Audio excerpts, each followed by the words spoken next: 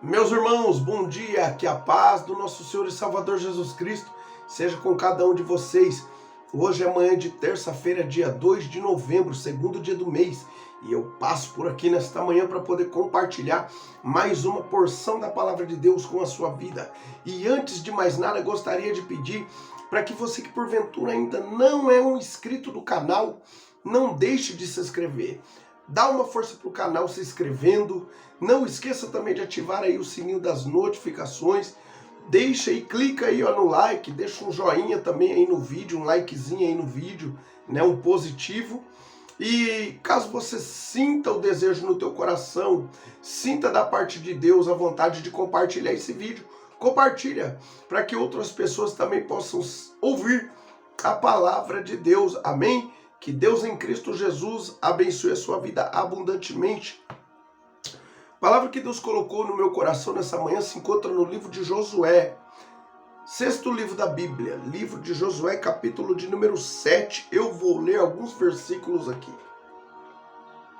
Livro de Josué, sexto livro da Bíblia, capítulo de número 7. Vai dizer assim a palavra de Deus: Os israelitas derrotados em Ai, Acã.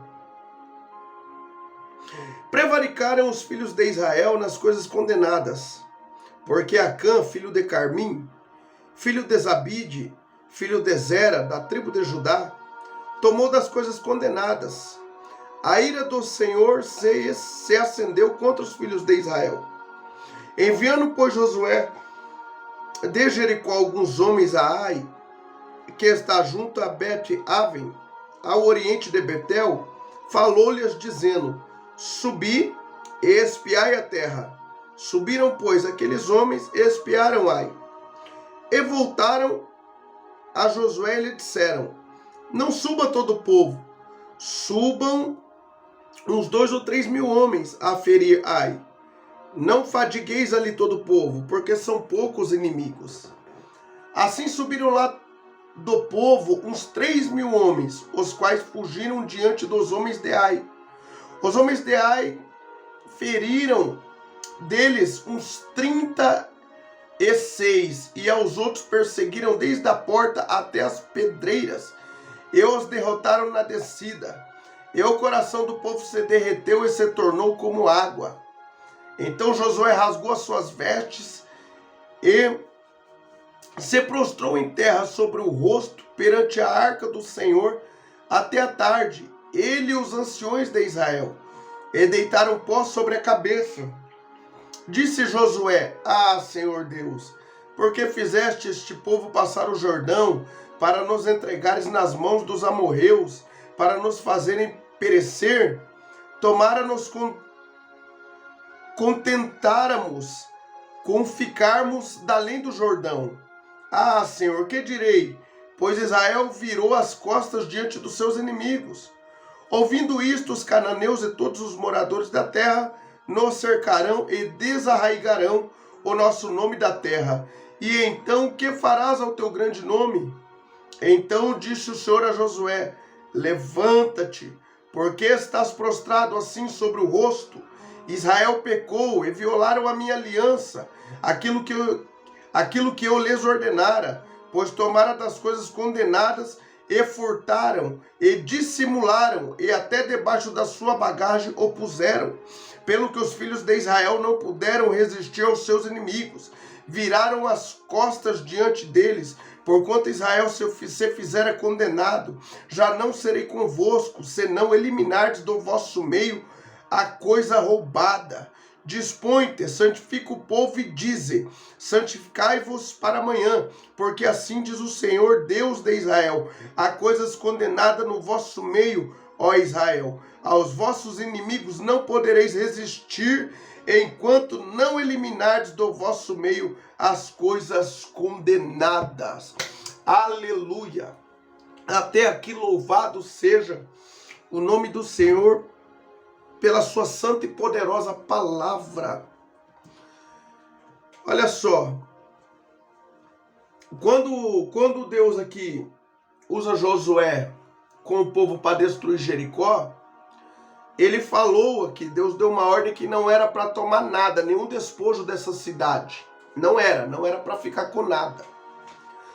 E já logo na sequência, uma vez Jericó destruída, agora Josué parte para avante com o povo, né? Enquanto uma parte do povo ali, hebreu, estava descansando, então Josué manda uma outra parte espiar a terra de Ai, a terra aqui de Ai, né?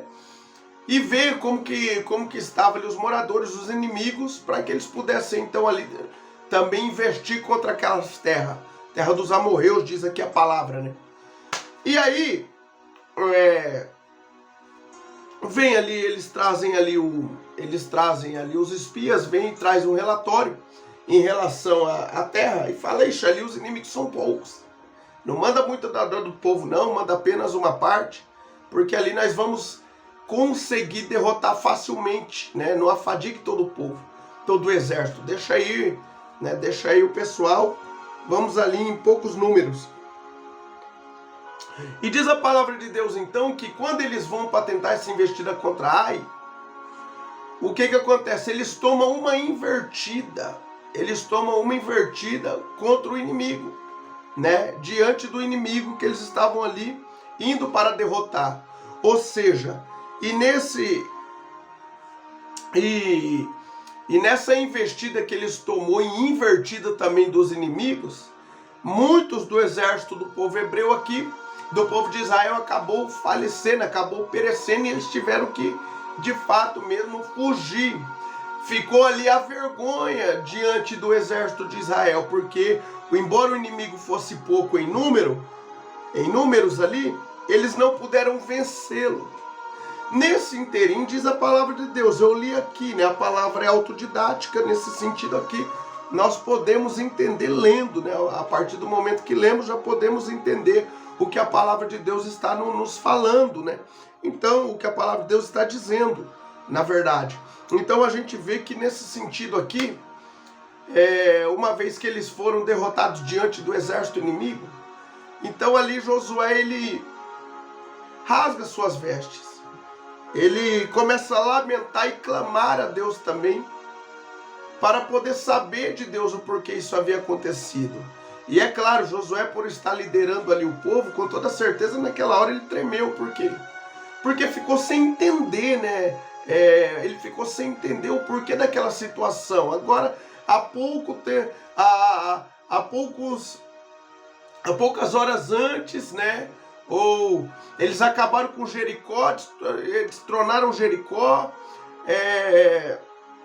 e agora estavam seguindo avante. De repente, um exército, não chega nem a ser um exército, né, mas um povo menor, né, em menor número, eles ali com um poder bélico maior, né, tipo assim, números, né, e agora de repente eles foram dispersados diante do inimigo, menor em números, né? Então Josué, com toda certeza, naquele momento, por ser ele ali o líder ali de guerra, né, que estava ali à frente daquele exército de Israel, à frente do povo ali, então com toda certeza ele ficou conturbado, né, com aquela situação. Ele ficou sem entender, ou seja, como que pode 2, 3 dias antes Deus dar uma grande vitória em relação a Jericó, cidade muito maior, cidade ali murada, cercada, tipo, né, segurança ali no extremo, e aí Deus destrona Jericó, usa eles para poder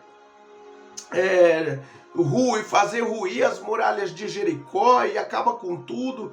E agora numa cidade posteriormente que é menor, né, tanto na força como também em números, aí de repente eles acabam ali sendo prejudicados, né? Ou seja, eles são desbaratados diante do exército inimigo, ou seja, né, com toda certeza aquilo ali causou um parafuso na cabeça de Josué.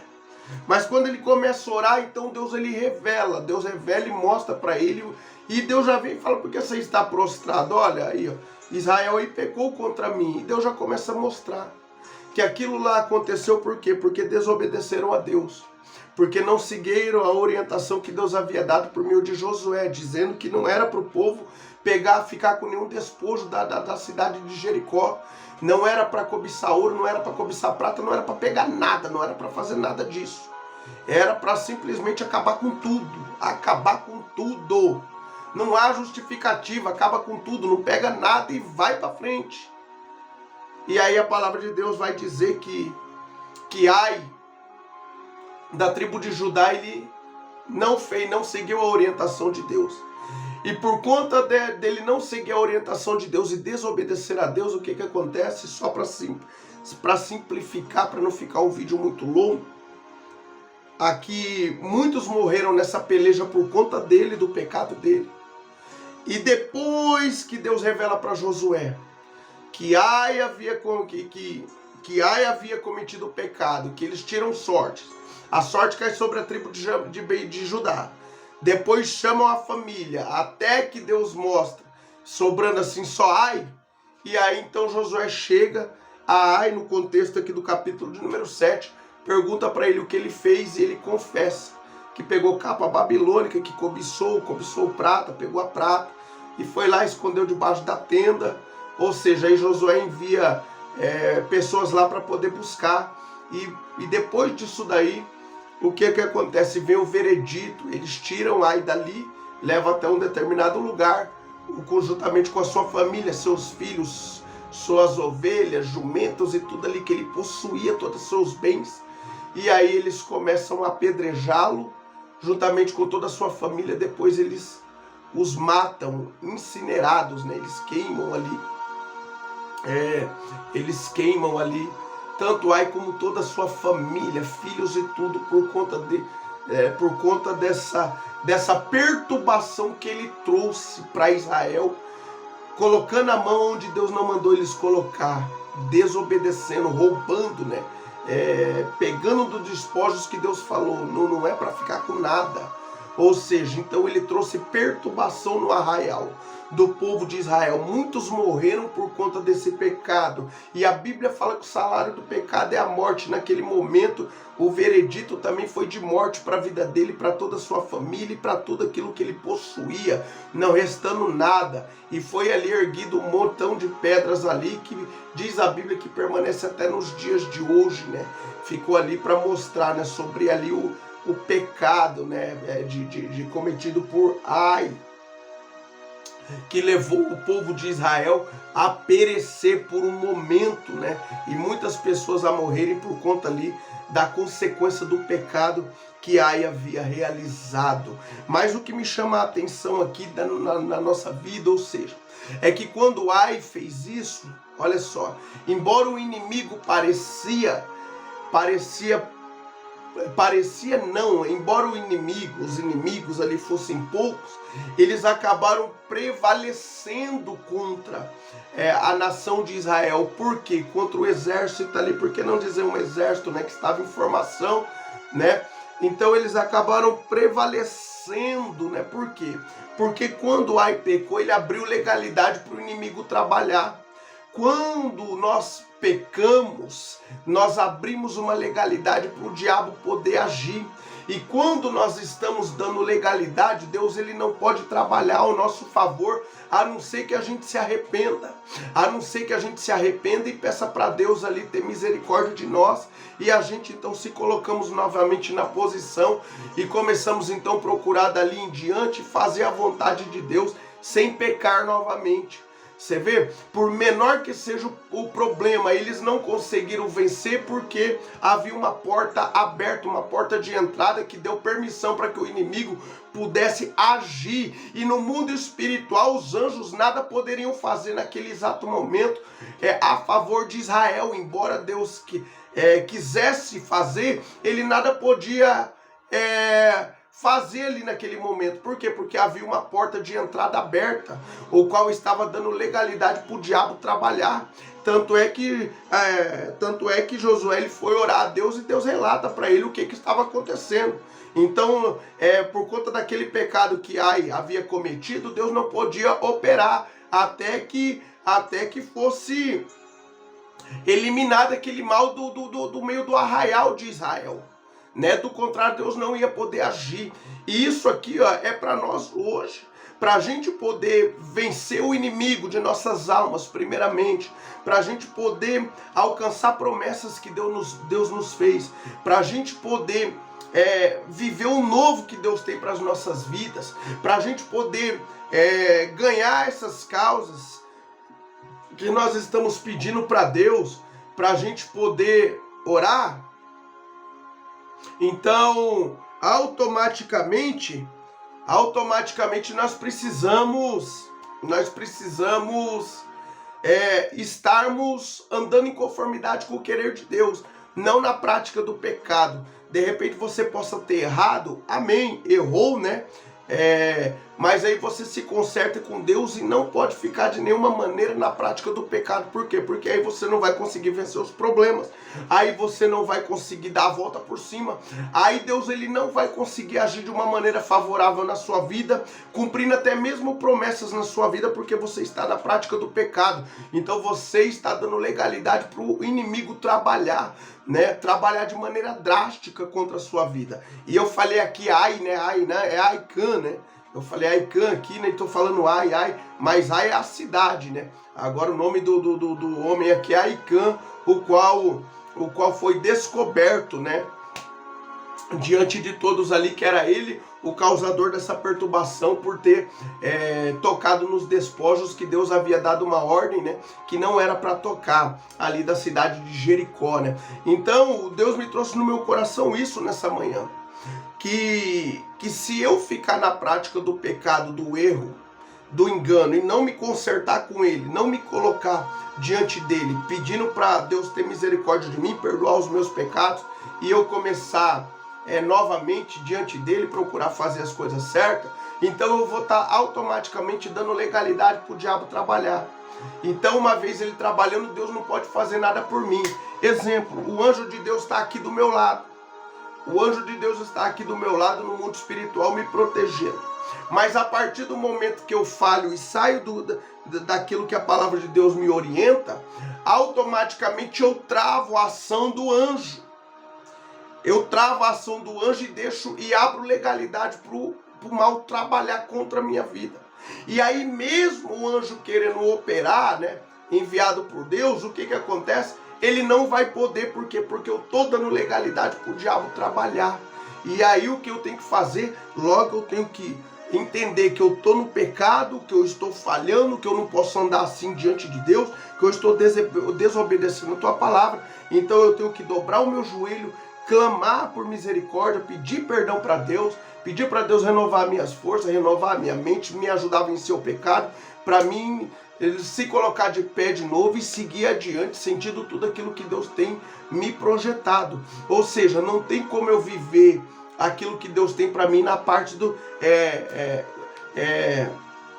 não tem como eu viver tudo aquilo que Deus tem para mim se eu estou na prática do pecado. E para finalizar, o apóstolo Paulo falou lá em 2 Coríntios, capítulo 6, verso 14, ele fala, ó, no 15 eu vou ler, ó.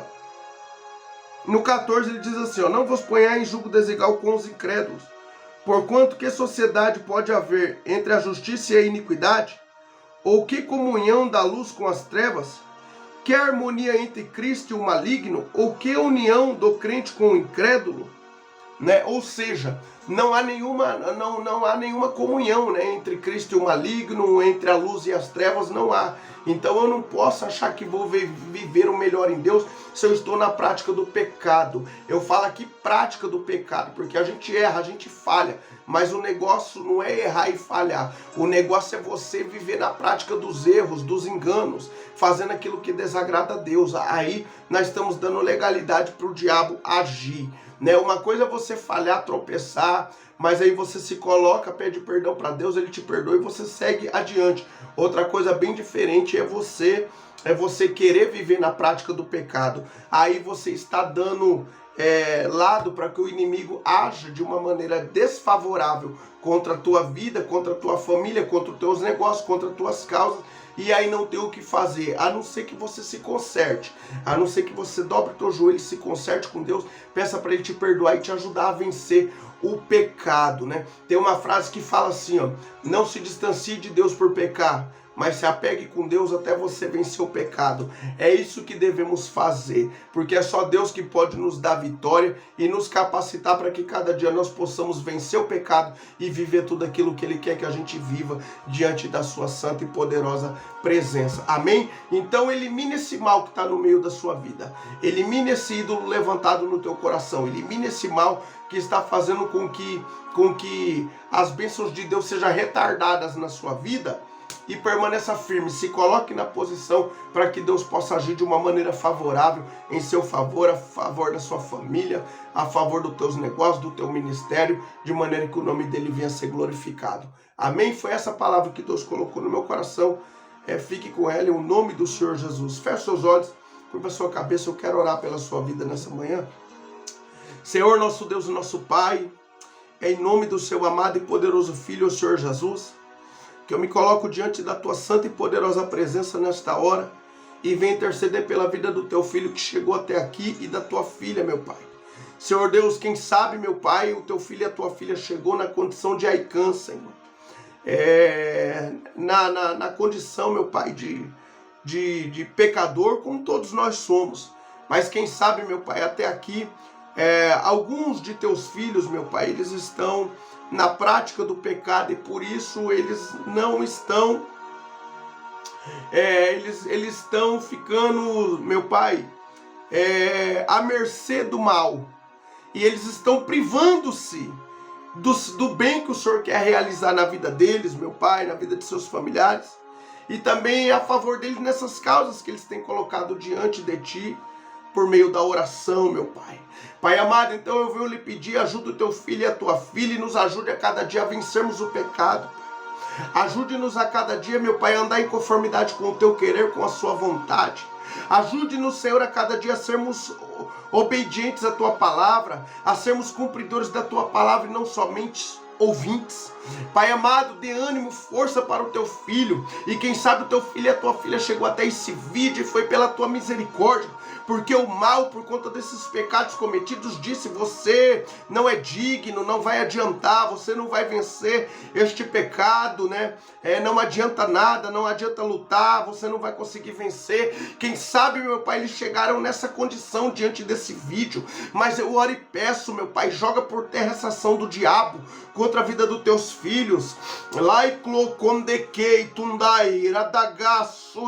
E dê força, Pai, para que o teu filho e a tua filha possa vencer esse momento ruim, possa vencer este pecado. Liberta-os, Pai, seja o pecado que for, Senhor, que tem tirado a paz, que tem feito com que o teu filho e a tua filha fiquem prostrados diante da tua santa e poderosa presença, Pai, abrindo-se ilegalidade para o inimigo atacar. Liberta-os, Pai, dê força, meu Pai, se eles têm a intenção de mudar, de abrir mão do pecado, de abandonar esse pecado, dê força para que eles possam, meu Pai, conseguir vencer o pecado, seja ele qual for, meu Pai. São muitas formas de pecado, meu Pai, o qual nos distancia de Ti, Senhor. E seja qual for o pecado que tem, Senhor, feito com que o teu filho e a tua filha venha cair, meu Pai, constantemente. Dê força para que eles possam vencer, meu Pai, de maneira que o teu nome venha a ser glorificado. Tira toda a angústia desses corações, todo o aperto, todo o peso espiritual, todo o embaraço, e dê paz, dê alegria no teu Espírito Santo, dê conforto, consolo, meu Pai,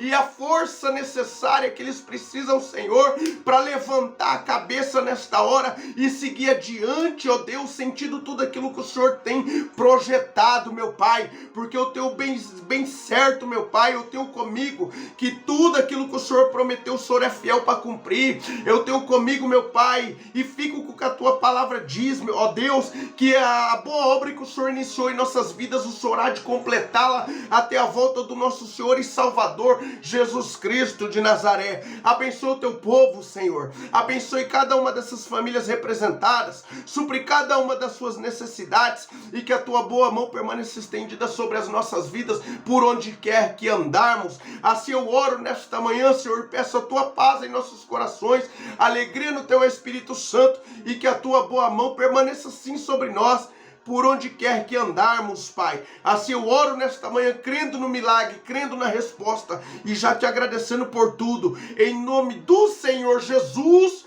amém. Louvado seja Deus. Que Deus abençoe a sua vida, meu irmão e minha irmã, abundantemente. Se Deus permitir, amanhã estarei aqui com mais uma porção da palavra de Deus para compartilhar com o seu coração. Fiquem todos com Deus, a paz do Senhor.